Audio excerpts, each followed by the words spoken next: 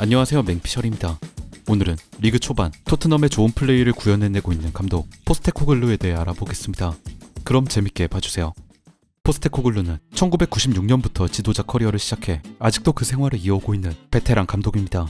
이렇게 긴 커리어를 가지고 있음에도 토트넘 감독직을 맡기 전까진 축구팬들에게 다소 생소한 인물이었는데요. 그의 커리어 대부분이 유럽과는 떨어진 호주에서의 경력이었기 때문입니다. 포스테코글루가 본격적으로 유럽에서의 지도자 생활을 시작한 건 불과 얼마 전인 2021년입니다. 셀틱의 감독으로 부임하면서부터죠. 그 이전인 2008년에 그리스 팀을 잠깐 맡기도 했지만 1년도 못 가 사임했기에 진정한 의미의 유럽 도전은 2021년이라고 할 수 있겠습니다. 처음 포스테코글루가 팀 감독으로 왔을 때 셀틱 팬들은 그에 대한 의구심을 보였습니다. 유럽이 아니라 호주나 일본, 아시아권 무대를 전전하던 감독이라는 선입견 때문이었습니다. 그러나 이러한 의심들에 대해 포스테코글루는 경기력과 트로피로 증명했습니다. 레인저스에게 빼앗겼던 스코티시 프리미어십 우승컵을 셀틱으로 되찾아왔고 리그컵까지 들어올리며 더블을 달성했습니다. 심지어 그 다음 22-23 시즌에 더 강해진 모습으로 돌아와 스코티시컵까지 추가하는 데 성공, 도메스틱 트래블을 이뤄냈습니다. 셀틱 감독을 맡은 지 고작 2년 만에 스코틀랜드를 정복한 겁니다. 이런 성과들을 인정받아 올 시즌을 앞두고 토트넘 감독으로 부임하게 되었죠. 얼마 전 일이라 기억하시는 분들도 많으실 텐데 토트넘에서도 포스테코글루 감독 선임에 의문을 표하는 시선이 존재했습니다. 로저스, 제라드 등 아무리 스코틀랜드에서 뛰어난 활약을 펼친 지도자라도 프리미어리그로 넘어와 실패하는 사례는 이전에도 많았습니다. 이런 의심 속 프리미어리그에서의 첫 시즌을 맞이한 포스테코글루. 셀틱에서 그랬던 것처럼 그는 조금씩 결과로 자신의 실력을 증명하기 시작합니다. 그럼 지금부터 포스테코글루의 토트넘에 대해 얘기해보겠습니다. 프리미어리그 4라운드가 끝난 현재 포스테코글루의 행보는 단언컨대 모두의 기대를 훨씬 뛰어넘었습니다. 카라바오컵에서 탈락하긴 했지만 리그에서는 3승 1무를 기록하며 무패를 이어가고 있습니다.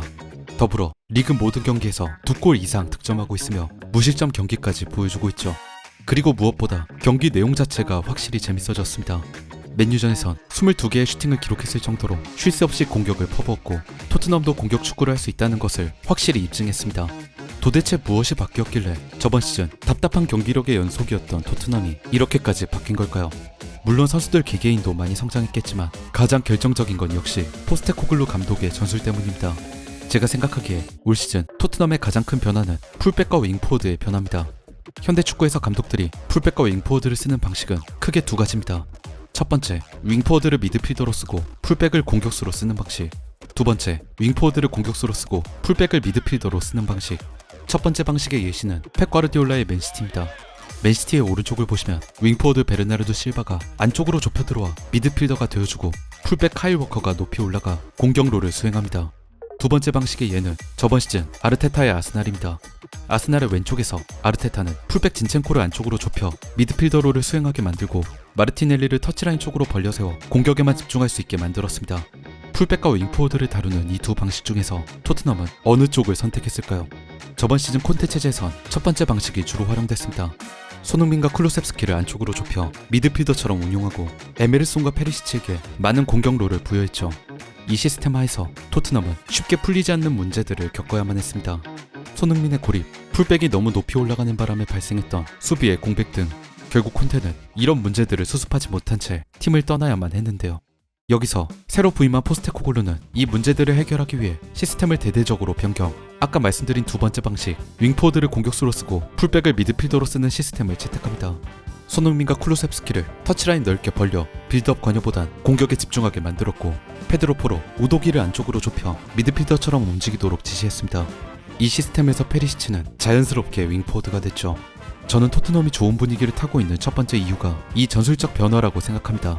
예전처럼 풀백들이 높은 위치까지 스프린트하면서 체력 소모를 하지 않아도 되니 수비할 때 훨씬 부담이 적어졌고 윙포워드들은 측면 터치라인에서 공격에만 집중할 수 있게 되어 그들이 가진 재능을 전보다 더 마음껏 펼칠 수 있게 됐습니다. 맨유전 두 골 장면의 기점 모두 측면 터치라인에서 볼을 받아 여유롭게 본인들의 플레이를 펼쳤던 윙포워드, 쿨루셉스키와 페리시치였습니다. 그리고 이 변화가 가져온 또 다른 효과가 있는데요. 바로 빌드업이 훨씬 수월해졌다는 겁니다. 최근 토트넘의 빌드업 방식은 풀백들이 3선에서 좁혀 들어오고 비수마가 센터백들 사이로 내려와 전개를 주도하는 형태입니다. 그럼 일단 최후방과 3선에 우리 선수가 3명씩 배치됩니다. 상대팀과의 대치 때 수적으로 쉽게 밀리지 않죠. 추가로 포스테코글루는 메디슨에게 3선까지 내려와 빌드업에 참여하라고 강력하게 주문한 듯합니다. 메디슨까지 가담해 총 7명, 골키퍼까지 더하면 총 8명의 선수가 후방 빌드업을 수행하는 겁니다. 물론 현대축구에선 8명의 선수로도 후방 빌드업이 막힐 때가 있습니다.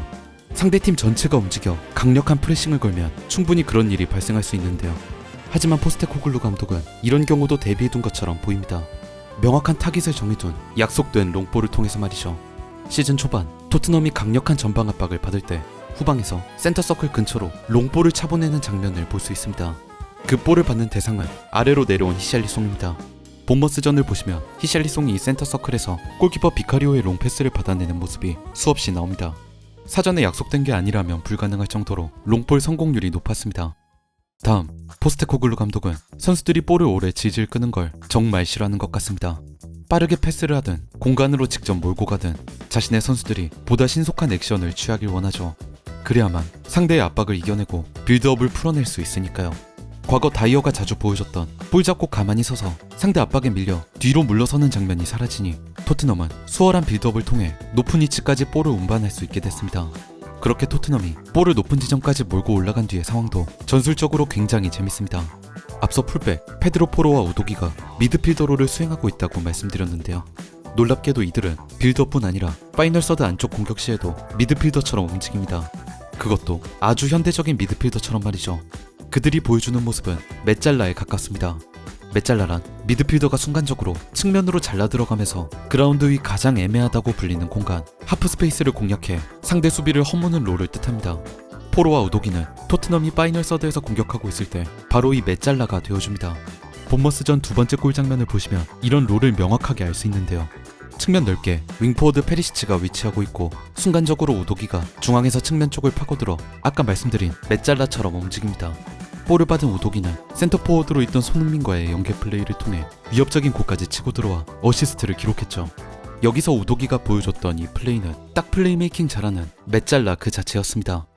마지막으로 토트넘의 주장 손흥민 선수에 대해 얘기하고 마치겠습니다. 지금 토트넘에서 손흥민 선수는 다양한 역할 수행을 요구받고 있습니다. 왼쪽 윙포워드로 선발 출전했다가 히샬리송이 교체되어 나가면 원톱이 되기도 합니다. 게다가 이 원톱에서의 포지션, 번리전에서의 헤트트릭을 보신 분들 모두 느끼셨겠지만 굉장히 강력합니다. 주변 동료들과의 연계, 상대를 끌어들이는 더미 플레이, 수비를 깨고 들어가는 적절한 라인 브레이킹까지 공격 상황 때 팀에 매우 좋은 영향력을 행사하고 있습니다. 게다가 훌륭한 결정력으로 골까지 꽂아 넣고 있으니 토트넘 팬들 사이에서 케인의 빈자리를 손흥민이 메꾸고 있다는 말이 나오는 것도 무리가 아니죠. 번리전이 끝나고 나서 포스테코글루는 손흥민은 중앙이든 측면이든 모든 시스템에서 뛸 수 있다. 그의 플레이 방식은 이상적이다 라고 말하며 손흥민의 다재다능에 대해 극찬을 남겼습니다. 저는 손흥민 선수의 번리전 해트트릭이 이번 시즌 새로워진 토트넘 공격 루트의 성공을 의미하는 하나의 마일스톤이라고 생각합니다. 해리 케인의 이적 이후 토트넘 팬들은 많은 걱정을 했습니다. 왜냐하면 케인은 지난 시즌 토트넘이 기록한 리그 득점의 무려 43%를 차지했던 말 그대로 팀 득점의 핵심 중의 핵심이었기 때문이죠. 케인 없이 우리 팀이 득점을 올릴 수 있을까? 하지만 이런 두려움은 시즌 초반 현재 완전히 사라진 것처럼 보입니다. 지금 토트넘은 기대 득점 7.34점을 훨씬 웃도는 11득점을 올리고 있으며 금상첨화로 득점을 올린 선수들의 면면도 굉장히 다양해졌습니다. 손흥민 3골, 메디슨 2골, 로메로 2골, 에메르송 로얄과 파페사르, 쿨루셉스키가 각각 1점씩 기록하며 맨유전 리산드로 마르티네스 자책골 1점을 제외하면 총 6명의 선수가 10골을 골고루 나눠 꽂아 넣었습니다. 제가 포스테코글루라면 이 사실에 누구보다 기뻤을 것 같습니다. 득점 루트의 다양화, 원맨팀, 특정 듀오가 이끄는 팀이 아니라 함께 뛰는 선수들 모두가 상대 골문을 노릴 수 있는 팀.